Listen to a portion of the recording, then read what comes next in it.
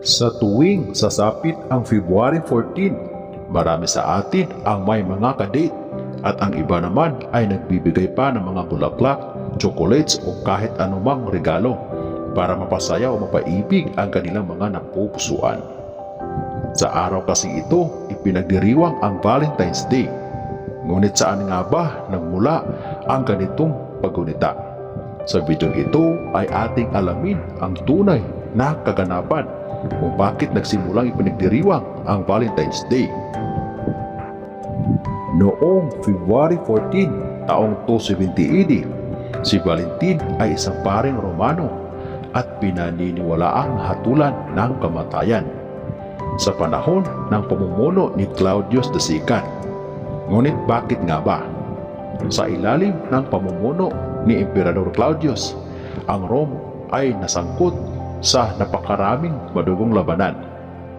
Kinakailangan ni Claudius ang maraming sundalo para sa labanang ito.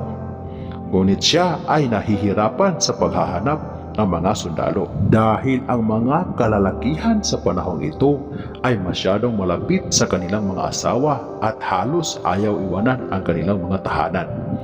Upang masolusyonan ang problema ay ipinagbawal ni Claudius ang pagpapakasal.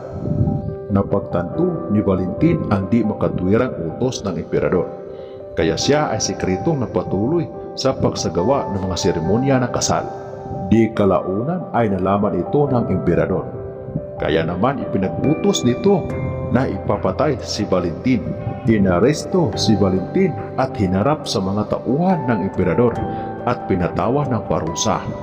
Napagkasunduan na siya ay patawan ng parusang kamatayan sa pamamagitan ng pagpupot sa ulo nito noong February 14, taong 270 AD. Ayon sa isang kwento, habang si Valentin ay nakakulong, ay nag-iwan siya ng isang sulat sa anak na babae ng isang bantay sa kulungan na naging kaibigan niya. At nakasaad dito o may kahulugan na "From your Valentin".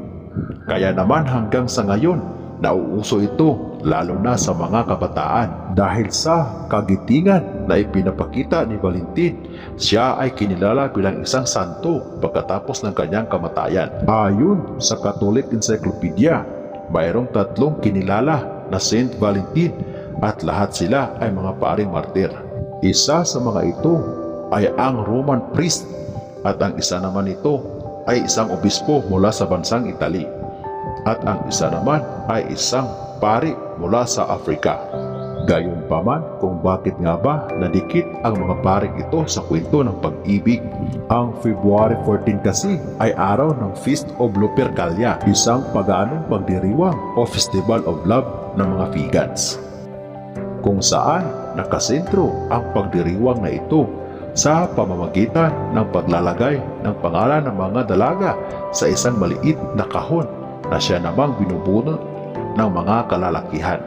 Noong 946 AD, nagdesisyon si Pope Gelasius na tulukan ang pagdiriwang ng Lupercalia. Ipinahayag na rin ito na ang February 14 ay ang pagdiriwang para sa mga paring martir. Kaya naman ito ay tinatawag na Saint Valentine's Day o mas kilala ngayon sa tawag na Valentine's Day.